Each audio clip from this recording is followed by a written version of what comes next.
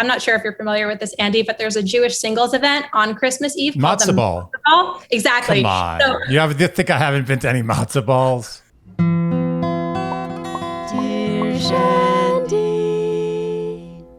Welcome back to Dear Shandy, listeners. Andy. What day is it? It's caller day. It is caller day. We have a lovely caller today. One who's showing her face. Wow. We always get very excited about that. How many of these have we had? This is the third faced caller. Wow. Yes. Exciting. It is very exciting. Our caller today is Jamie. Jamie, thank you so much for joining us today. Thanks so much for having me on. Do you mind giving us your city and or region and your age and also your partner's age and your predicament? Sure, absolutely. So my name is Jamie. Hi, I live in Washington, D.C. right now by way of New York City. I'm 28 years old, getting very scarily close to 30 in my mind. My partner's is 26 years old, and his name is Hal. Let's hear your story. So please stop me if you've heard this one. A Jew and a Muslim walk into a strip club on Christmas. That's how my boyfriend... Wait, what's going on? Andy's waiting for the punchline. This is a joke. What is this joke? No, this is my love story. Oh, so you're the Jew and he's the Muslim? Okay. Yes. Got it. So earlier that night, it's Christmas Eve, and I'm not sure if you're familiar with this, Andy, but there's a Jewish singles event on Christmas Eve. Matzo ball. Exactly. Come on. You think I haven't been to any matzo balls? Come on. So I was at the matzo ball with my friend who lives in Miami, and she's a lawyer down there and had done a deal for 11, which is like the very high-end strip club in Miami. Like if you're going to go to one, that's the one to go to. It's like a Cirque du Soleil place. That's where like celebrities will get big tables. It's a whole scene. And it's really fun to go out on Christmas Eve in Miami if you're Jewish, because every year I've done this, I've run into people from elementary school and sleepaway camp because we're the only people out. The only other people who are really out on that night are people who also don't celebrate Christmas. In that case, my boyfriend, who's actually Kurdish, which is a subsection of Muslim. So we were at our table with a group of girls. Him and his friend were at another table. They had a hookah, and I was kind of getting sick of the group that I was with. So I just hopped over to their table and was like, hey, can I hit your hookah? And we just started talking, hit it off that night, and hung out for the rest of the night. And then 2 nights after that, we met back up kind of midway. I was in Fort Lauderdale. He was in Miami, and had a really good time and like really had a genuine connection and talked about a lot, and decided we wanted to meet up and continue seeing each other. So I was not working at the time, and my career does play into my problem that I'm having a lot right now. So I'm a writer by trade, and he's a mechanic service advisor. So I had just finished a writing contract, had no prospects in sight, and wasn't sure what to do with myself. So we were talking and just said, why don't we just meet up in Chicago, which is kind of a midpoint for us. He's actually, from Michigan, but had also been visiting Miami coincidentally. So he was in Michigan, I was in DC. We decided to meet up in Chicago. Can I interrupt? You're going to go back for a second. When did you guys meet? Was this past December or like a December like a year ago? A year ago. No, this December would have been tough with, the... That's what I was thinking that. Okay, so this is December right before COVID. 2019. Yeah, I got into a relationship kind of like in that scene in the Titanic when like the doors are like, and people just kind of like slide through at the bottom. That's what getting into a relationship before COVID felt like. Nice. So we met up about a month later. That whole month we've been FaceTiming every day, every night, just really talking. It was fantastic, and spent 5 days together in Chicago. And we're like, we should just kind of date and see if we can make this work. A couple weeks later, I visited him in Michigan, met his family briefly. And then for Valentine's Day, now we're in 2020, he came down to see me in DC. We had a really nice, 4 or 5 days. And he was just saying, you know what, I kind of just want to stay in DC and give this a real shot since we were getting along so well. So he had flown to DC. So he flew back and he called me. He said, hey, it's going to be a few weeks before I can make it back to DC. And I was like, oh, okay, I'm probably never going to see this guy again. I can laugh with my friends about the time I was in a relationship for a month, and it's my first, so it was a big deal. My longest relationship yet. And your longest relationship is a month? or this would have been this. He's actually my first boyfriend. So I had my first relationship at 26, which is also a factor here, just because I'm not like I've loved before, I'll love again kind of person. It's harder for me to really connect, which makes him very, very special to me. Okay. We'll unpack that later. Yeah, that is worthy of noting for sure. Okay. So he's like, I'm just kidding. I actually quit my job. My car's packed up. I'm on my way to you right now. And I think that there's a good lesson in there, even for future callers, that if a guy really likes you, he will pack up, quit his job, and move across the country to be with you. I believe we've actually probably said that exact quote before. Verbatim. Yeah. I 100% agree with you. And my mom had been telling me this for years. Like, if you're confused, don't that's the indicator right there. Like, don't. She's right. They will move mountains for you, do anything. So it was cool that actually happened. So I was living in a small studio apartment, about 350 square feet, which was okay for one person pre-COVID. So then he decided to stay with me. I was wanting him to get his own place so that we didn't break up because we were like on top of each other too quickly, and was starting to send him apartments. He just wanted to stay with me and like be together every single day, which was cute. But I was really more of the mindset that I want you to get your own place so that we don't break this by running too fast here. This is already a lot going on. So the beginning of March, we started to look, I was starting to look for apartments for him, and then COVID hit. So within the span of like 2 months, there was a pandemic, and I was living with a near stranger in a tiny studio apartment in DC, and had then also started a new job on February 24th, which was the day that the market crashed. So like by March, just like my entire life had changed. I had a new job, new boyfriend, new pandemic. Who is this? So a lot happened really quickly there, but we actually got along really well. We had a lot of fun. We learned how to cook together, went for walks together, had a great time. This past June, we got a bigger apartment together in DC, like a proper adult 1-bedroom, and have been living together, and our lease is coming up in June. And there is kind of a deadline predicament here for me to basically make a decision if I want to stay in the relationship or leave the relationship. Also, I had left the job that I had in DC. I just had taken it because I needed to work, but had since then found a job in New York. I've been wanting to move back for a while. It's just my family lives in New York, is from there. I have closer friends there. And DC, I ended up down here 2 years ago because of a job promotion. And then the new office ended up being a disaster. So I got this job in February that I've been at for about 3 months now. It's really been a lot of whiplash that I really like, and is a big step for my career.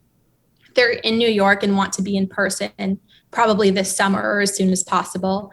There is something to be said for the fact that I took a job knowing that it was in New York and they might have to be in person this February. At that time, I was thinking that I wasn't super into the relationship as much. In the last few months, things have been really good though.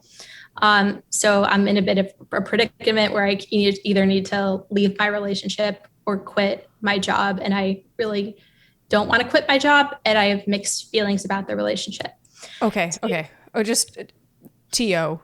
When so you said things were sort of going downhill, but then they've been better. Can you outline that a little more specifically? Like, why did it go downhill? There are some differences that we have. It started going downhill in my mind during Thanksgiving when we went and spent it with his family. And I really got to know them. And they're kind of the issue here. I love him. I can't imagine marrying into his family. And we've been dating for almost 1.5 years. And I don't want to just marry someone, realize it's not working 3 years. I'd rather start over now when I'm 28 as opposed to, 35 with a kid or two as a single mom. I don't want to ruin my life. But I'm scared of letting him go at the same time. So he was actually born in Iraq and moved to the US when he was 11. His family had fled after 9/11. So not a lot of people have Jesus, strippers, and Dick Cheney to thank for their relationship, but I think that's part of what makes our love story special. But his parents don't speak English really at all. And they're not really religious. It's not as much a religious thing, but they don't really speak English. They are financially in a very different position than my family is. But what really started to get to me was we were at his house, and I understand that his parents are immigrants. They have a totally different mentality. My family have been like Jewish, Westchester, New York people for like 80 years. And checks every box there. But in terms of stereotypes, but so Hal, my boyfriend, had just bought a new car before he went up there, and he got a really nice car, upgraded it because he had gotten a new job and needed to replace his car. And his dad went off on him for paying more than $5,000 for a car. He said we should never, as a couple, spend more than $5,000 for a car. There's no reason. We don't need it. I'm just there thinking, oh my God, my mom has 2 Lexuses. How is this ever going to work? Like, there's a real socioeconomic strain there that's just very real. And I don't know how much his parents know about my situation or my background, but I kind of felt uncomfortable with that. I was uncomfortable with how the men in his culture were treating the wives. I met some of his family friends. It was very much the men sitting on the couch and like having their wives bring them things. And Hal doesn't treat me like that at all. But one thing that my mom says is that we eventually become our parents. And I'm very scared about him becoming more like his dad and finding that out. You know, if maybe not right now, but 5 or 10 years down the line, we become more like our parents, perhaps. And I'm scared if that happens, I'm going to be in a lot of trouble. I think it's 2 Lexi. That's how I would say that. That's just sorry to be off topic, but Yeah, that's like saying 2 octopuses. Yeah. I've actually made that joke as well. Oh, you did good. We got the same sense of humor. Westchester Jewish. By the way, it's still 2:35 on that clock. Your clock, you need to fix that clock. It's broken. About the money thing, it is interesting to me how the father asserted such a strong opinion over what really is none of his business. I don't think. I mean, You're both adults making your own money, and to sort of make a sweeping statement like you should never spend more than X amount of dollars on a car. I actually want to backtrack from that. But when you say your relationship went downhill because of these scenarios, why? How? So I started pulling away, just really second guessing it.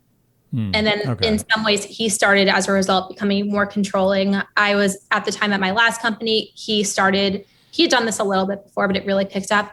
When I would go to work, he would like read my Slack messages on my home computer, like take my phone and like go through my Instagram, like messages with people. And like to this day, like has problems if I like have guy friends who I talk to. And before him, I've always been kind of a guy's girl, and like my sense of humor meshes more with guys, and was the case in my office. But he's like, you can't flirt with male coworkers. I'm like, we're just kind of bantering back and forth. Wait. Hold on a second. So I'm a little confused. So you're saying that it went downhill because you saw this dynamic with his family that you were fearful of for your future, but now you're saying that there's actually real tangible evidence that he kind of is that way in the sense that he's really a little controlling about your communication with other men. A little. Okay. So is that the only? Which is the chicken and which is the egg? Yeah, here? that's what I'm having an issue with. This is because you had this seed planted in your head from your experience with his family, but were these things going on before that, or did they begin when you started pulling away after having spent time with his family? Right, exactly. It was going on a little bit beforehand. Okay. I think he just got more paranoid. So the family experience solidified your inkling from his behavior regarding your communication with other men. Yeah. Okay. And it's also just a bit about my family backgrounds to set a bit of a comparison, because something that's really important to me is having a family that I bring together with my future spouse. I don't want it to be you only hang out with your mom's side or your dad's side separately, and it's tense to put everyone in a room. Like, I grew up where my parents had a lovely, healthy relationship. My grandmothers became best friends, and I just liked that cohesive family unit. It wasn't just mom's side or dad's side. It was just, we're all one big happy family. And I want that. And I don't think I can ever have that with his family for the language barrier alone. So my dad actually passed away when I was 16 from a very rapid, sudden cancer. I'm the oldest of 3 girls. And one of the things that I know that he wanted most for me was to marry someone Jewish, raise a Jewish family. And that I know that if he were alive, he would be disappointed, if not angry, that I'm with someone who is from such a different background than I am in a religious, socioeconomic status. But to put that aside for a second, we're in a good place now. He treats me wonderfully. He buys me flowers all the time. He helps around the house. He's nice to my friends. He offers to drive them home after we've all been hanging out. He's sweet and attentive and will talk to my family on FaceTime and is just a really good person. But I'm scared about the things that he can't control getting in the way of us. It's not like there's some times where it's like he's not treating me well, or there's behaviors that are what you can work on. He can't change the fact that he grew up with a certain mentality or who his family is, and it's not fair for me to ask him to. But at the same time, I'm scared of moving forward in our relationship with that being the case. So you haven't had any long-term or even short-term relationship before this guy. No, so I have to ask you the question, do you feel like you could live without him right now? Could I technically live? No. I mean, don't get too scientific about it. Just emotionally, speak from the heart. Can you live without this guy? What if he like peaced out tomorrow? Could you live with it? Could you get on with your life and deal with it? It would take a really long time. Is any of that, and I'm sorry to do this, but it's only because you've had so little experience with real relationships that I have to ask these questions, but is any of that a function of you being worried about, like, you've put all this investment in, and in your mind you're about to hit this crazy 30 number, which by the way is still very young, but whatever. Is any of that a function of you feeling like your investment is going to waste, or is it really something of the heart, like you would be devastated if he left your life personally? It's me feeling like if I were to also, so I'd been living in New York, to answer your question. Before I was living in DC, and in both cities, I just wasn't connecting with people dating wise. And I'm moving back to New York. Possibly now I would be moving back single this summer.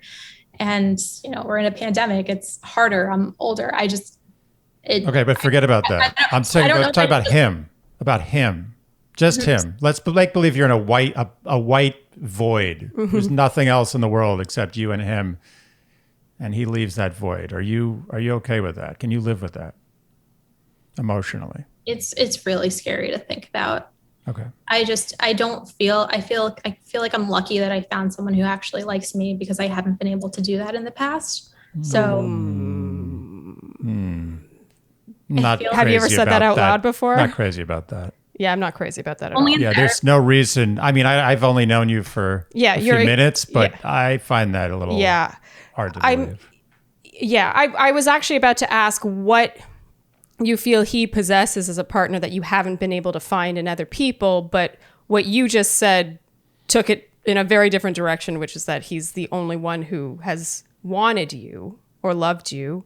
Do you want to rephrase that, or do you stand by that?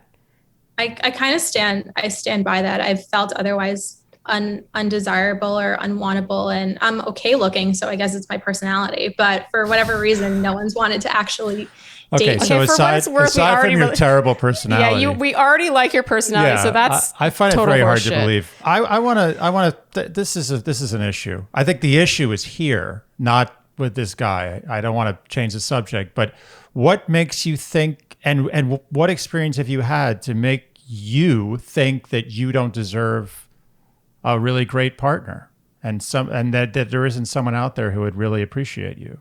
When I've liked people, have been treated really poorly in the past, and it's almost programmed me to think that I don't deserve to be really liked or loved. Okay, that's crazy. I know. How do you act in a relationship? Is there some way that you change? So you're with your friends out, your girlfriends having drinks, you act one way. How do you act any differently with a guy that you really like? Is there a real change? Is there a shift in how you behave? I'm much more reserved and a bit quieter. I would say it would be fair to say that I can be somewhat standoffish, especially just with new people in general, and might come off a little, not icy, but just it's been hard for me in the past to break down that wall. And then there's the insecurity of being, when was your last relationship? I've never had one. And that's been just kind of this big red flag over my head. And I do feel like my headlines sort of changed in that sense since I've been living with someone for over a year. But I don't know if I should I have a wonderful person who really loves me. And part of me wants to say that I should just count myself lucky for having found that. Okay, I have a question. Let's say Hal, his family is Jewish.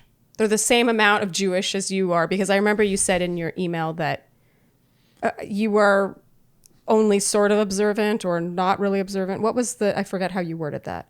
So I keep kosher, and I grew up in a family that was Orthodox, but that was mostly led by my dad. So we've kind of fallen off the derech, so to speak. I know what that means. I'll laugh along. Okay, so you're a basic Westchester to Lexi Jew. Nothing crazy there. Okay. Schechter, sleepaway camp, pretty basic. Awesome. Yeah, got it. So I guess my question is, if this exact same person, his family is Jewish, you get along with them more or less the same way, but maybe can communicate with them a little better.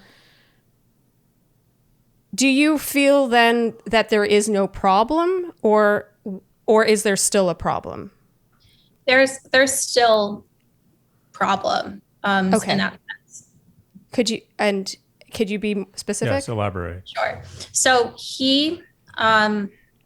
we were given really different opportunities, and I recognized that I was able to I went to Maryland, the college of my choice. My family supported me, and I was lucky to just be like, oh, I want to be a writer and pursue that and not really worry about supporting my family. Whereas he did an automotive program at his community college, which he didn't end up finishing. But is very good at what he does and works really hard. And that's really important. But he didn't finish college. He doesn't really have friends who have college degrees in his network. And all my friends I don't really have any friends who don't have a college degree. And I wouldn't necessarily judge someone based like that, but we surround ourselves with different people. And I'm scared that if I want to move back to New York and pursue my career, would want to, let's say, bring him to networking events and him not feeling comfortable, or me going to them by myself and him freaking out that I'm around men without him there. I see it not working on both sides in that regard. Can you picture him doing that, or has he ever done that? Freaked out when you were in a situation with other men and he wasn't there? We haven't had a lot of that experience because of COVID. Because we started dating right before COVID. Our relationship kind of existed within a bunker. And I've said before that if the world were to actually permanently shut down and we had to just go into a bunker with one person for the rest of time, him and I would be good. We would have so much fun. We're really best friends. But when it comes to bringing in real factors about raising a family and the outside world and how we want to grow our careers, that's where I'm worried it'll eventually not work. And I'd rather stop it now than when I'm even further invested. But I'm also scared of letting him go because he is so wonderful. And he's wonderful because he treats you well, and you like the way he sees the world. And what define? I want to know why he's. Yeah, wonderful. I agree. Other than the fact that he treats you well, and you've never felt you've had that, what else about him is so unlet-goable? He's very patient and very calm, where I'm kind of more fiery and impulsive. So I feel like he kind of balances me out. Because I've been through so much, he's also very patient with me emotionally when I get upset more often than he does, and is just willing to talk things out with me as long as I need. And he's just very warm and welcoming to people. And I like that about him. And he's been my friends really like him who have met him before. They think he's always kind of the life of the party wherever we go. And he's just, we have plants in our apartment, for example, and he's so interested in watering them and nurturing them and making them grow. And I just love that he is just so caring about small little things and getting excited when new leaves come on plants. And he just has this very nurturing side to him while also being kind of a strong automotive guy. And I think that's such a rare balance. Oh my God, that's so me. That is very you. I do get excited about new leaves. Andy loves a little bud on a flower. I love it. Yeah, flower to be bud. Those are good reasons, by the way. Yeah, they're great reasons. Those are good. Do you believe in the one? Yes, because my parents identified themselves as soulmates. So I was raised by two people who couldn't imagine someone better for them. And I feel while I've been very lucky to have that, it almost sets an unrealistic bar for what I want. I kind of get the feeling that everything sort of has a caveat. There are concerns you have, but then you're also terrified of losing him. And in this case, yes, you do believe in the one, it was what was modeled for you growing up, but you also feel it's an unrealistic bar. I guess my question from there is, if you do believe in the one, without a caveat, regardless of how high that bar is, could you say with 100% confidence that he is that? Or even 80%, I'll accept. I'm trying to get rid of all the do you know what I mean? Like the frayed edges. I'm trying to. No, I understand. I'm trying to get you to speak in like black and white terms, because I feel like otherwise then you lean into the gray of like, but he does these wonderful things, or but he does this thing, or but his family. Like I'm trying to get it more black and white, basically. Because of all the ways that we're just technically different between our religious upbringing, the types of families we were brought up in, our socioeconomic backgrounds, our education, it's hard for me to like say 100% that we're just made for each other, because our puzzle pieces don't exactly fit in every way. And I would like to find that, but I'm also scared that I move back and I start dating. It feels like the first 26 years of my life. And then I realized that I like missed out on the one person who I could have my best life with, even if he's not perfect.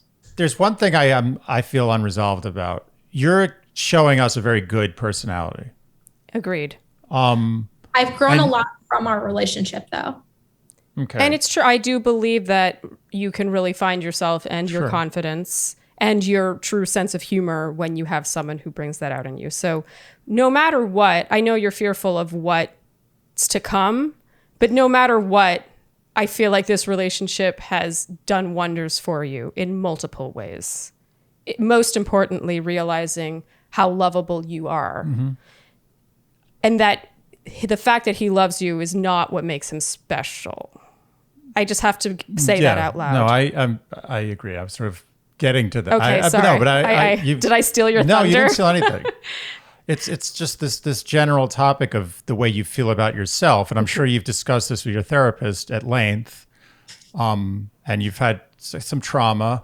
But the thing that I'm a little still hung up on is how you clam up.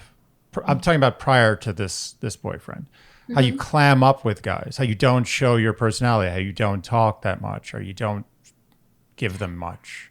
I was getting like so much mixed feedback that it was very like overwhelming and confusing. I would either go out and be like pumped up for my day and like be talking a lot, and they would be like, you're too much, or I wouldn't be talking a lot and they'd be like, you're like not giving me anything here. And I just kind of never felt like I could. I don't know what guys you're going. I don't understand this. This is confusing. All of J-Swipe. All of J-Swipe. This is just so strange. I know I keep it's coming back to this, but I don't get it. Something's wrong here. Well, it's somewhat strange, but to me, the glaring thing is that you have low self-esteem when it comes to relationships and low confidence. And that's what is alarming to me, is that when it's to circle back to what you said, and maybe this isn't 100% how you feel, but it does feel like you led with Hal, and what makes the relationship good is the fact that you finally have that feeling of safety and being loved. And what also disturbs me a bit about those past experiences where you felt like you would be, more chatty versus more quiet, and then is you sort of trying to adapt to that feedback instead of, I guess, listening to your inner whatever that allows you to find the person who would want what you are. Does that make any sense? It does. And I also think it has to do with partially the pool that I was going from. I was doing a lot of like app dating, whereas I had met Hal in person, but I have a couple really good close friends. But if I think of it, like the people who I invite to my wedding friend-wise are pretty much just the people who would be bridesmaids. I don't have like a big friend group or anything like that. So I feel like one thing I did wrong was like not invest enough in building up a circle where I'd meet people organically. And I don't feel like I will start developing social skills at 28. Okay, so that's not true.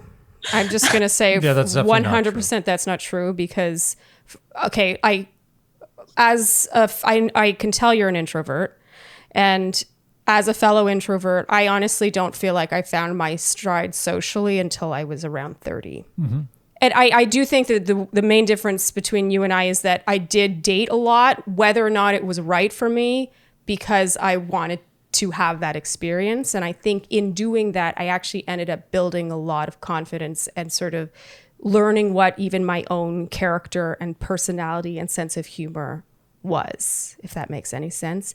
It does, and yeah. again, what bothers me is that this relationship's biggest selling point, and I know he has all these wonderful traits that you love, but the fact that the feeling of what makes him special is how you feel loved is a problem, because that should be the default. It should be regardless, and then from there, it should be all these like intricacies of why you feel like you could be wonderful life partners. Exactly what you're talking about. I just can't get away from it. I feel like there's something holding you back from being yourself With men. Thank you. And that's a problem. Probably maybe with women too, I don't know, but it's certainly with men, I feel like you don't trust them. This is you basically this is your first relationship. This is where you sort of learn how to do relationship. This is your training ground. I feel like 10 years behind in that sense. Okay, but you're still young. Yeah, Right? I think that's really what we say this all the time on this podcast, I know, but really you have to remind yourself that you are really so young. And you may feel behind in the relationship department, but you have this badass job in New York City and you're going to move back. And it's just, think about the things where there are many 28-year-olds, even 38-year-olds who have no idea what they want to do with their lives and are toiling away in jobs that don't make them happy and are not careers that they are proud of. So what? That is one sliver of the pie, is the relationship thing. What I want to come back to is the fact that you wrote into a podcast, and I understand that it would be tough to lose him, but I believe you wrote a little while ago and then you wrote a follow-up. This is something that continues to haunt you. Are there any more updates?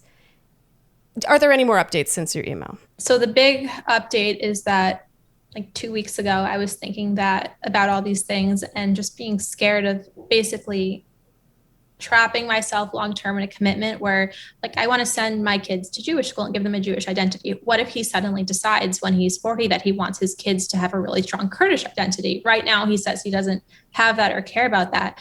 Like that could change. So, and my mom, for example, doesn't approve of him. She doesn't think he's the right person for me. Is kind of like gently pushing me to like end the relationship and move on and move back to New York, and how she wants to help me. But on that note, if he were Jewish, would she approve of him? Is that the sole reason? It would probably make a difference. Okay.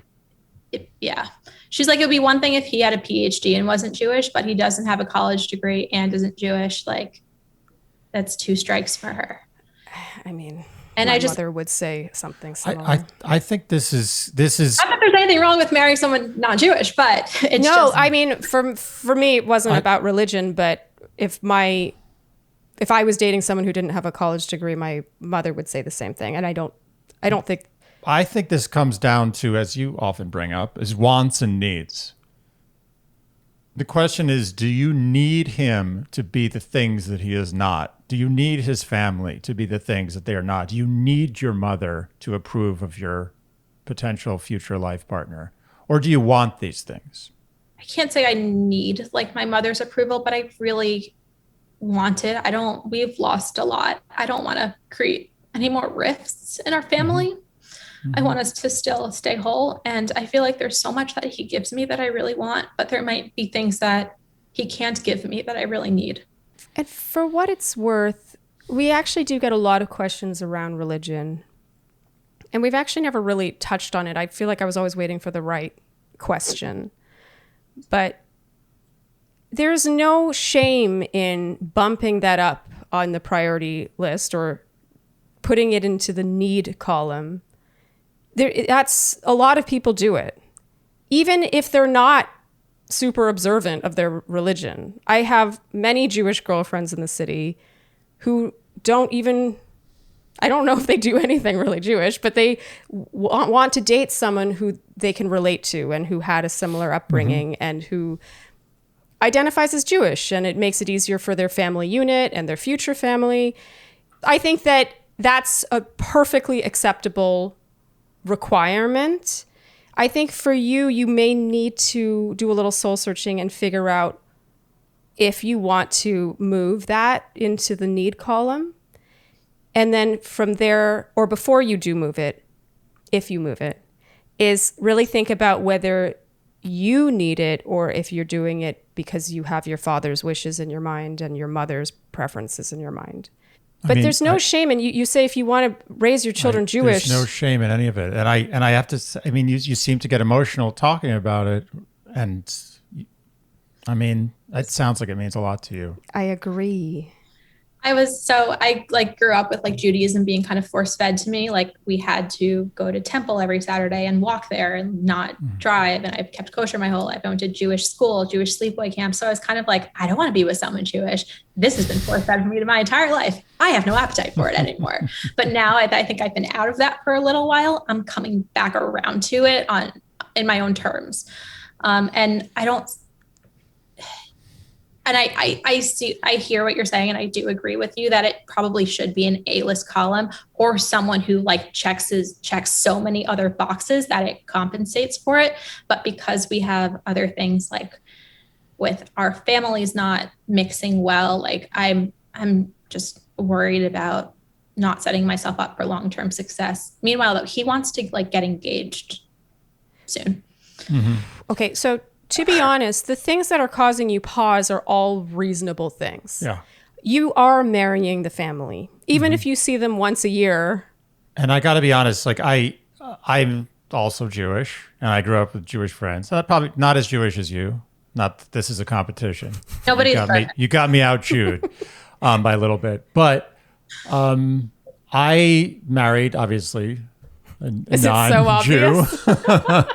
It's pretty You obvious. don't think I could pass as Jewish? And I value the relationship I have with her family so much. It's so important. Like it makes my life so much easier. It makes it so much more delightful that I actually like, oh, we're gonna visit my family. I'm like, yes, as opposed to like, it's really it's a big thing. And I don't.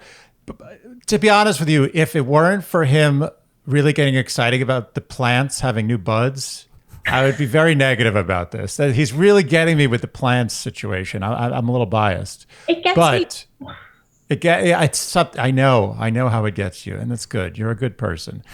But I'm feeling not great about the logistics of this with the families. And the sheer number of things that give you pause. Yeah.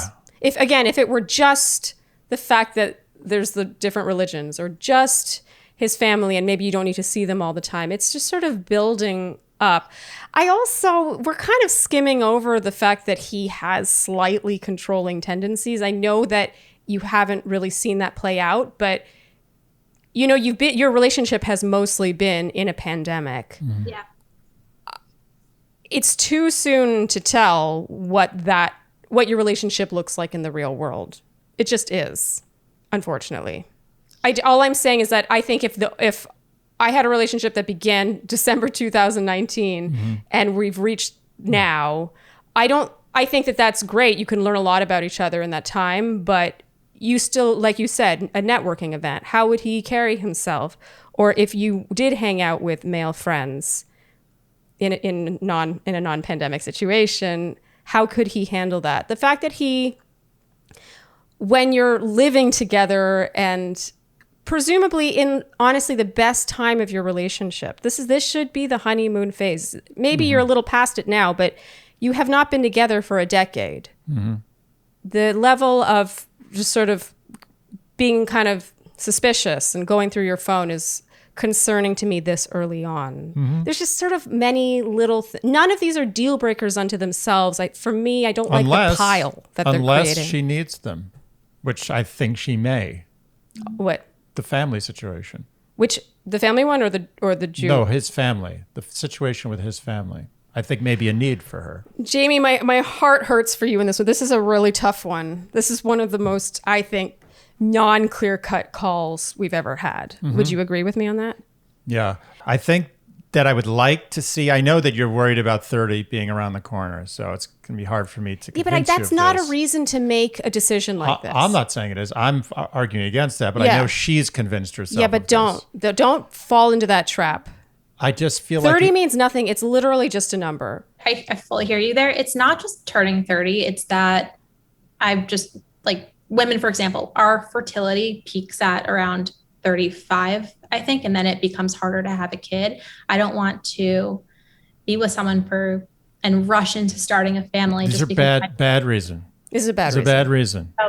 right. You believe me, you'll be way, way, way more unhappy stuck with another human adult in your life forever that you don't want to be with than you will if you have a baby a little later than you'd like to have it. Yeah. One thing that you always say, Auntie, and was one of the reasons I wanted to call in and get both of your take, is that you shouldn't get married unless you're 100% sure. You've said that a bunch of times. And I just feel like with all of our built-in differences, it's hard to be 100% sure. And with the divorce rate being so high, I feel like it or not, we're not really set up to be on the successful end of that.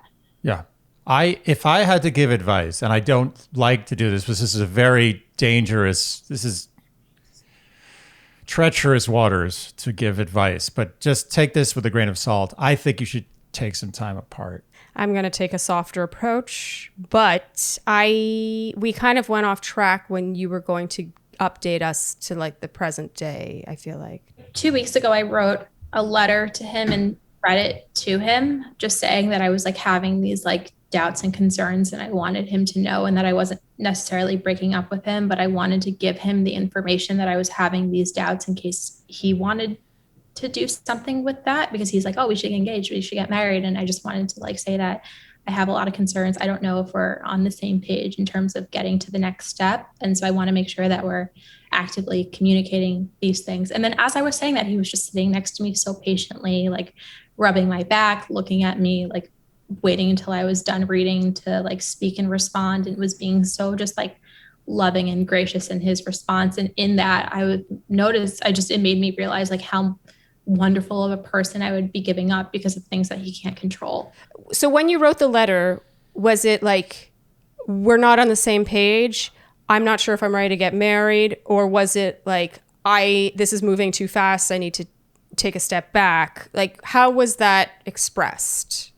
It was me a little bit wanting to take a step back and slow down the train a little bit without completely derailing it.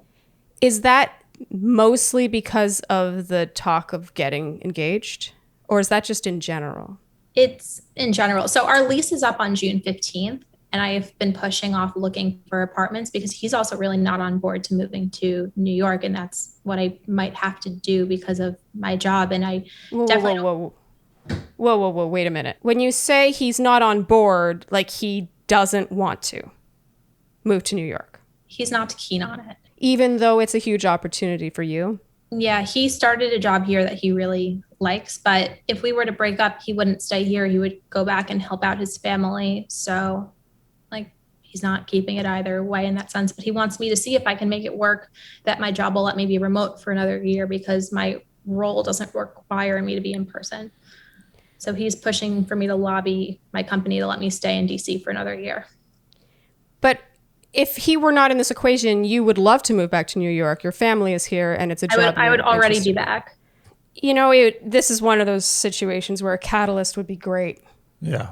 How great would it be if he cheated on you and he didn't turn out to be what you thought he was? I'm not even joking. If he turned out to be kind of a dick or something. Oh, it would be a no-brainer. It would be so much easier. Easy. It would be the catalyst you needed. But it would also reinforce her insecurities, which would be negative. I have a question. First of all, do you have any questions for us? So that's A. And then B, what were you expecting us to say? My question is, would moving forward with this relationship be a mistake, even though it's good? And like, should I trust myself that I can, I don't want to say like do better for myself, but you can say it. Find a better fit, that just someone who fits my life better. Okay. Or should I like It's a really tough one. Yeah, I'm going to answer that one because as a woman I have a mother who also would not have been cool with me dating someone who didn't have a college degree, and I did date someone, and it made life very difficult. And this isn't even including the difference in religion, his family, the fact that I wanted to move somewhere for a career and he wasn't willing to follow or was not interested in following, all these other things.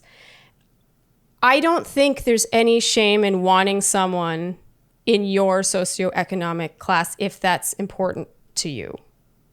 Genuinely.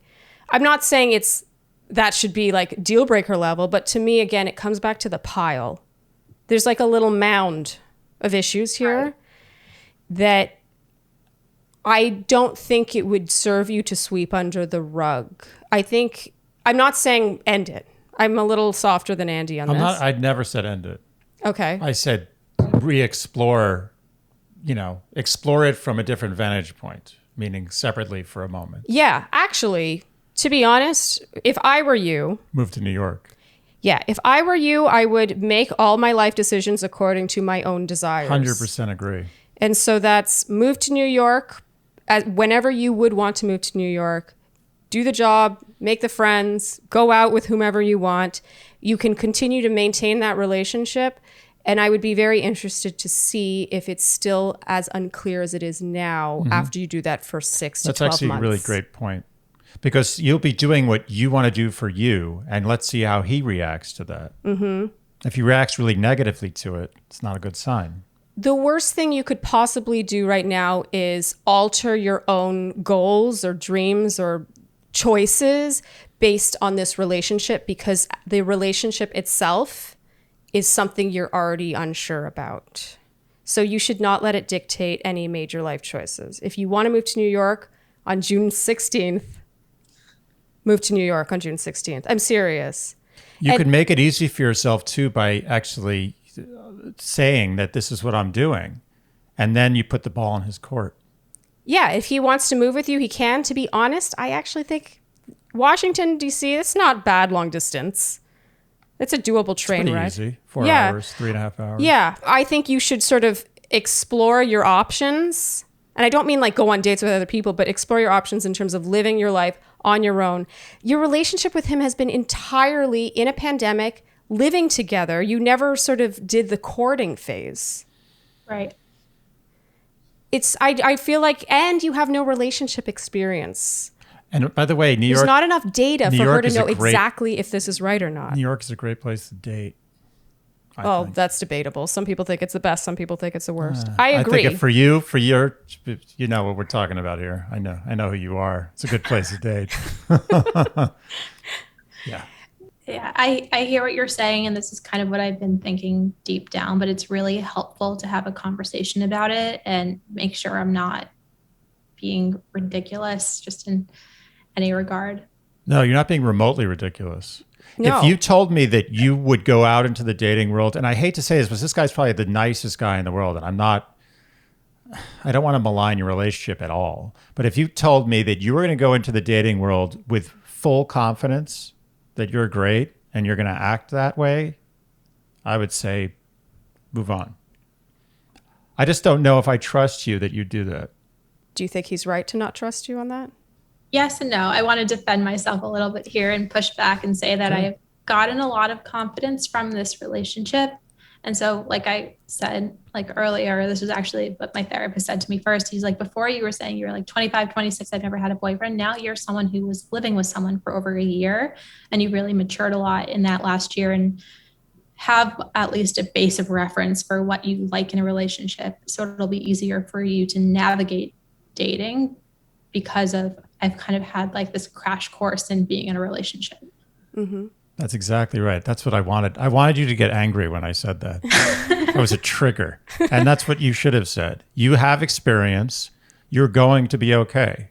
So if you choose, as you very astutely recommended, to move to New York, or at least commit to moving to New York for this job, you'll know that when and if you have to go into the dating world, you will be fully equipped as opposed to before.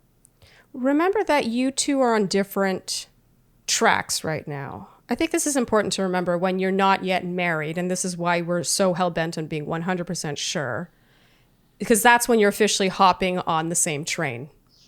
Right now, you're on different trains on different tracks, and they're like going right alongside each other. They're completely parallel. When you go to New York, it'll be very interesting to observe what happens. Does he follow you? Does he resent you? Does he become controlling and jealous? These are all things that you just don't have enough information, I don't think, yet to either choose to make sacrifices for this relationship, nor do you have enough information to end the relationship. One thing is for sure, you certainly don't have enough information to get engaged. That is not happening. You cannot allow that to happen. I agree. Especially if he tries to do it when he finds out you're moving to New York and he wants to lock that down. Yeah. You can't. No. Yeah. Even I know that would be bad. Okay. Yeah. No shotgun engagements. Yeah. But I totally agree. Do not get engaged. You need to experience a different perspective. Right. And I think there are certain things that you need that you're never going to get with this. And those are things you have to come to terms with and recognize whether or not you do need them. Yeah. Unfortunately, we can't tell you whether or not you do. But one thing I can tell you is that when you marry someone and they're involved with their family and you seem family oriented yourself, that becomes something you have to sort of navigate instead of something that you fully embrace and love. It's a lifetime wait. It's a lifetime wait. Yeah. And it's not great. And it, especially like having lost my dad when I was in high school, I've always kind of fantasized about having this new complete set of parents, or, where I'd have like a new mom and dad in a sense, where I'd really, like, my mom like saw my dad's mom like as a mom and vice versa. And I just was like, I'll have a, not in like a daddy issues way, but like I'll have a new like parent group in a way, hopefully one day. And then it's like, they don't even speak English. They can't really communicate with me. We have really different values. It's like, this is it. And it's kind of disappointing. That's very sweet. I relate. My father died and was very sick for a long time, and died when I was pretty young, but got sick when I was very young. And one thing that I'm so grateful for is the relationship I have with Sharleen's father. And it's very sweet, honestly. My dad never had a son. Yeah. And Andy no longer has a dad. And when we go home, they'll just be in a room together chatting about everything from sports to guitars. And it's just such a sweet bond that neither of them have had. Or in your case, for a long time. Yeah. In my dad's case, ever. I don't think that's something to dismiss as fluff. Mm-hmm. Right. Because it's not his fault that he can't give that to me, It doesn't matter, though. That's not something you should... I'm not saying you're holding it against him, but it's just you have to be... I've said this before. When you're looking for your life partner, you have to be selfish. And then you have a lifetime to compromise and make sacrifices. Yeah. You need to think about yourself. Whether or not he can control those things is not your problem. Because remember, if you do compromise in the need column, okay, you're going to sacrifice the relationship in the future. So you're actually going to do him a disservice as well, because you're always going to be unhappy about that. And it's going to affect the relationship. So you're not doing anyone a favor. And also, it's possible that not only could you meet someone who fits better in that way, but he too could meet someone who fits better with his family. Exactly. And I feel guilty about the idea of hurting him, because clearly from this, he hasn't done anything wrong to deserve it. But it just might not be the best. This is your first relationship and you've never had a breakup. They're not easy. No. They're awful. But they're No, I haven't had a fresh trauma in a while. This will be fun. No, don't look at it that way. But and we're not recommending that you break up with him. I want to make that clear. I suggested potentially a little bit of distance for a while, but sometimes you just gotta make very, very tough decisions in relationships, and someone always gets hurt. And this guy sounds like a lovely, lovely guy. I have nothing against this guy at all on his own. With you, there might be structural problems that just will not do. And again, you said, you brought up again something that he couldn't control. I don't want you to think too much in terms of what he can and cannot control. Because yes, the religion thing, the family thing, that's all well and good. But again, if you were to think selfishly, those things don't jive with what you would like and what you possibly need. And you can't stay with someone that then you start staying with someone out of sympathy. Do you know what I'm saying? Like it doesn't matter whether or not he's the cause for those things or those things are in his control. You do need to think selfishly about what you need. Mm-hmm. What were you expecting us to say, Jamie? In black and white terms, to break up. But I was just curious to hear your reasoning. I, again, love your podcasts, have listened to like all of them, always agree with your advice and feel like I don't have a lot of people to turn to for advice in this situation. So it really means a lot that you would take the time to hear what I'm saying and reinforce what I kind of know deep down. It's really helpful. So thank you so much. So you do feel that what we're saying is reinforcing something you knew? Yeah. Again, and the sympathy thing, actually hadn't thought about it that way, but I'm afraid of hurting him and disappointing him and don't want to. It's in the top, it's the 10 commandments of reasons not to stay with someone. To not break up. Not to not break a good double negative, yes. Yeah, you don't, feeling sorry for someone, man, it's not a reason. Or just generally being afraid of hurting them. No, not a reason. Being afraid of hurting someone is not a reason to stay with them. You'll hurt them more in the long run by staying with them. Yeah, and honestly, I don't want to be a dick, but it's just not your problem. This is your life. Yeah. You're looking for your happiness. And if you are, since you are concerned about the timeline and fertility and all these things, even though you're absurdly young to be thinking about that stuff or worried about that stuff. I like the way she's 28. She's 28, but she's like, I'm almost 30. Like, they're still 29, in between 28 and 30, last time I checked. I heard it's a fast year, so I'm bracing myself. If the fast year is 39 and also 49. Just watch out for those. Not 29. 29's the best year. The best. It's the best. Peak. It's the perfect age. Yeah. Jamie, so if we were to distill it down. I got a perfect guy for Jamie. John? I hope the guy doesn't come home. He's going to kill me.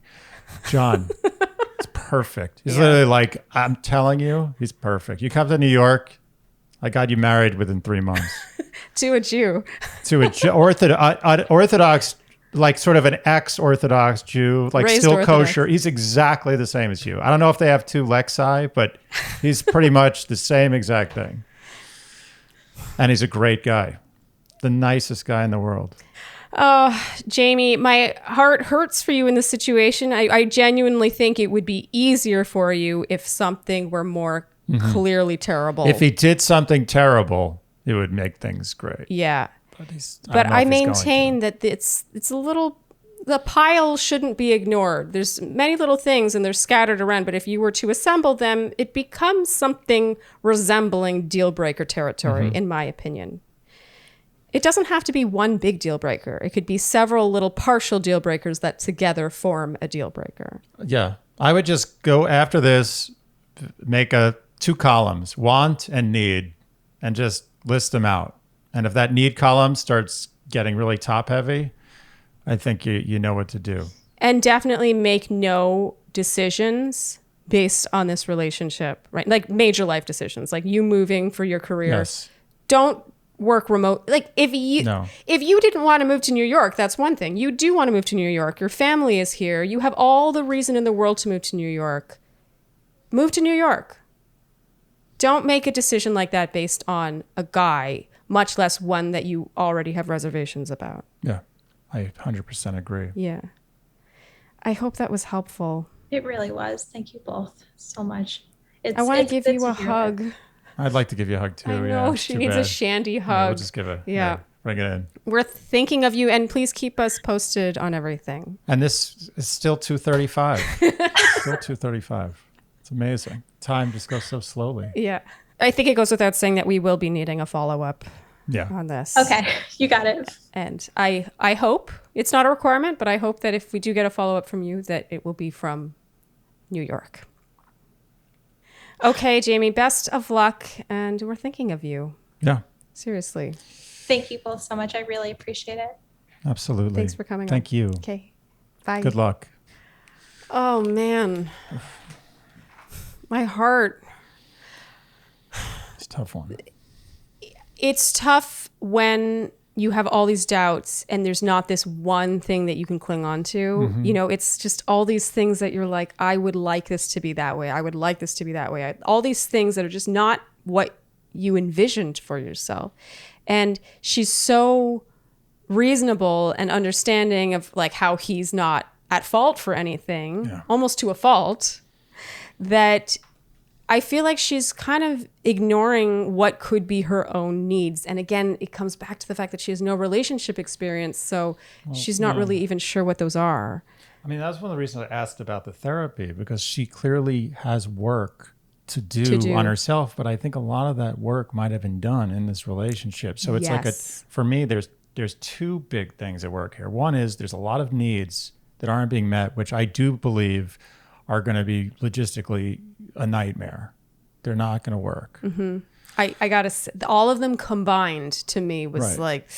But on the other side, she also has learned what it's like to be in a relationship. She's probably gained some confidence. Mm-hmm. I'm sure that she's talked about this in therapy, but she's gained the confidence to go out and actually start again for the first time. Yeah.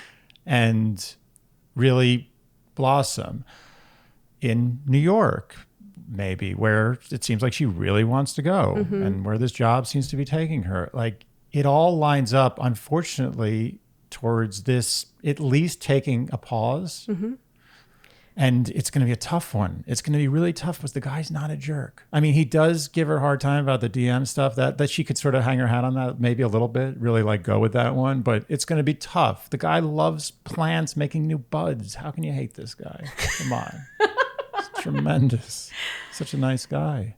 Yeah, I feel like this is where my robotic side sort of comes out with, you know, when you think about things like this. Yes, he seems like a nice guy. So what? That sounds like I sound like a monster. No, I understand. I know. You know, yeah, sure. He loves her. He loves plants. He's a good partner. He's compassionate and empathetic. That's wonderful. Those are all great traits. But I also feel like a lot of those are sort of, you know, just the outline of what you should want. I know. And then you need to start coloring in those outlines with the colors that you really need. If I'm going to compare this is my coloring book analogy, apparently. She's not being selfish enough, in my opinion. And the reason she hasn't ever been selfish with relationships, I gather, is because she has low self-esteem when it comes to men. She doesn't have the confidence to be selfish. It takes confidence to have that feeling of entitlement of what you need in a relationship. And also the experience to know what you actually want in the relationship and what actually means something.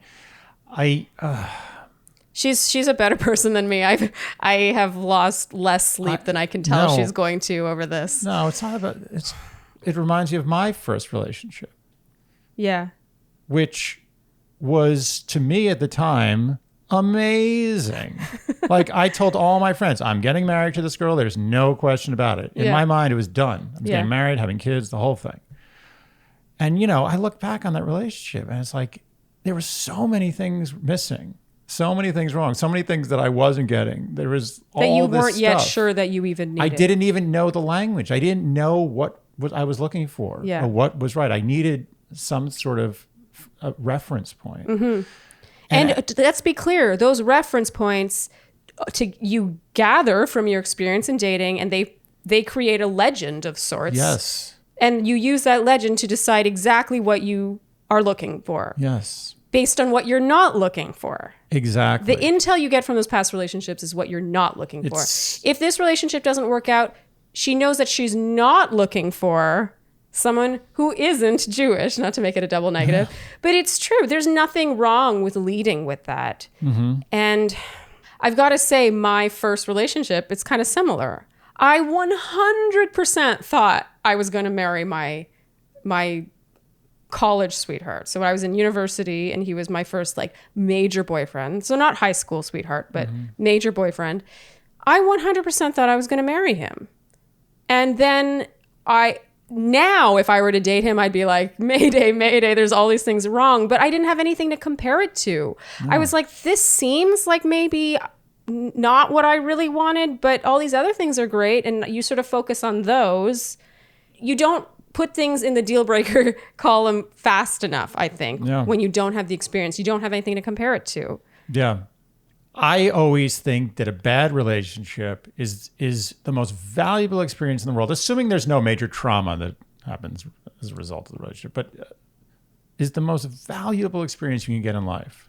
There's nothing better than screwing up in a relationship or having a relationship that just goes sour and you recognize it and you leave. Yeah. Because you have all these points of reference. And even though it hurts, heartbreak hurts, hurting someone you love hurts and makes you feel terrible. Love is terrible. Yeah. It's like, it's merciless. It's torture. Yes. That's why they say all is fair in love and war, because it literally is. In a war, you can do horrific things and no one's going to judge you for it. The same thing in love. You have to be merciless. Yeah. And you're doing it for the other person too. They don't know it at the time. Like, I was broken up with one and let's call it 2 times. I thank you is what I say to those people. Yeah. Thank you. Yeah. It's the nicest thing anyone's ever done to me. Yeah. For not dragging it out if they were always going to do that. And at the time, it was the worst thing that ever happened to me. Right? Yeah. So anyway, she's got a tough decision to make. I don't want to tell her. I don't think either of us wanted to tell her what to do. Yeah. Particularly because this guy seems like a nice guy. But I think she's going to do the right thing. And honestly, I do think that when someone calls in, it's not necessarily looking for a thumbs up, thumbs down. Validation. Yeah, like break up, stay together. In this case, I really don't think there's enough information. I know based on being older than her and having more experience than her, that the things she's concerned about are incredibly valid to be concerned about. 100%. And right now, I think she's sort of like, oh, I had envisioned this. You're marrying into a family. Even if you don't see each other that often, that will surface. Yes. Life is hard. Marriage should not be hard. Your partnership should be, I believe, your little oasis. When people get sick and people get laid off and just life throws you curveballs that you did not expect, that should be the one thing you have. And it does sound like they're really compatible, but I just still wasn't getting 100% certainty even in him. Do you know what I'm saying? Like even the things she said about him, like that, those are sweet traits. They are. The greenery loving. Oh man, he really got me with that. But what really got me about her was that she led with, I've never been loved like this before. I feel so loved and appreciated. It's like, that is not, you're not describing him. No. You're describing you when you say that. That is valuable. But no, it's she valuable, should but be loved that way by many people. She's revealing more about herself than she is about him by saying that. Yeah, of course. He's doing the right thing. He's treating her well. Which should be the bare bones. Right. He appreciates her for who she is. He treats her well. That's great. But now she has to find someone who does the same thing, but also meets all her other requirements. I actually think that sometimes those early relationships, and for her, hers might be a little later than some people's, but it's also, I gotta say, way earlier than some people. Some people are 40 and have never had a boyfriend. It's not, you sort of, I don't think she should gauge according to what other people are doing. There's no shame in a relationship having run its course and serving a purpose. And in this case, that purpose is filling her cup up and giving her all this information about herself and what she's looking for. And again, just giving her confidence. The confidence is the biggest thing. And what's so interesting is when we started the call, I did not get that vibe from her at all. I thought Neither did I. I thought she was uber confident. Yeah, she oozed confidence. I was struck at how beautiful she was. Yeah. And it was so interesting as we spoke to her more and more, even how she said, with men, she had tried to tone herself down or amp herself up and just kind of try and be what she felt they wanted her to be, which is, I gotta say, not the best way to attract a partner. She should just be her. Yeah. Good package. One of our first episodes, I said, be weird. Lean into whatever makes you weird. If Who they don't cares like it, then move on to the next one. Yeah. If 99% of people may not like it, but 1% will, and that's who you want to attract. Yeah. Oh. She'll do the right thing. She will do the right thing. She's super smart. She needs a little, a boost. Yeah. I hope we gave that to her. We gave her a very gentle Shandy kick in the butt. Yeah. It was like a little nudge. It's like a knee in the butt. Yeah. If you enjoyed what you heard today, you can keep Dear Shandy in business by liking, subscribing, hitting the notification bell, following us on Instagram, leaving us an iTunes review or a rating. We like many stars. Many, many stars. 7. Tell your friends and all the things you would do to support the content, your favorite word, you consume. And on that note, I think we can wrap. We can. Thank you so much for tuning in to this heavy episode of Dear Shandy. A very special episode. A very special episode. And we will see you next time. Bye. Dear Shandy.